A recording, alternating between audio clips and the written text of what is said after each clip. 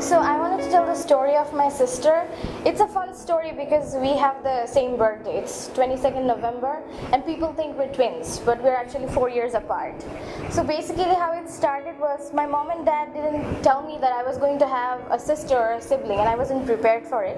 So it was my 4th birthday and I was going to have a party. So I was really excited about the party, and then my uncle and aunt were there as well, and they were making preparations.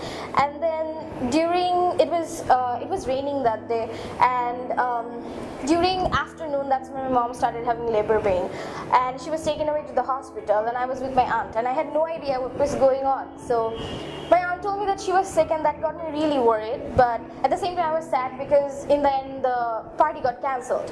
And then later that night my sister was born, and my dad took me to the hospital, and then she showed me the baby. And what basically happened was my sister was not supposed to be born at that time. She was born at 7 months, and what was more interesting was she was supposed to be put in an incubator, but there was no incubators available in that hospital or any other hospital nearby. So she basically was wrapped up in layers and layers of cotton, and she was really tiny, so it was basically just a big bundle of cotton.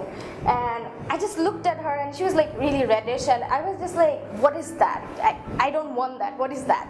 And then basically what happened afterwards is that my mom started taking care of her a lot because she was born in 7 months and she needed a lot of care and attention, and I did not like that at all. I was so jealous and I was so angry with her, and I just hated her. For the next 2 years I remember that we had a really hateful relationship in a case. Like, I couldn't stand her, and she grew up to be a very healthy baby, and she was like weighed more than me, and I was skinny.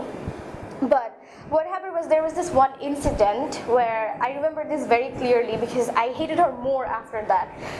She had learned to crawl by that time, and this one day I really was possessive of my toys, and I used to take real good care of them. So one day I felt like washing them all and organizing them, so I was cleaning all my toys, and then I had this bedside table to myself, and I put all my toys in an organized fashion on the table. And then she came crawling in, and she actually like pulled on one of the legs, and all my toys fell down and all of them were broken. And I was so furious, I was so mad. And then so after that I hated her even more. So I was really creative with my games, and I made this game up where on the bed I would stack piles and piles of pillows and then ride it like a horse from side to side. Like, it was fun, like a game.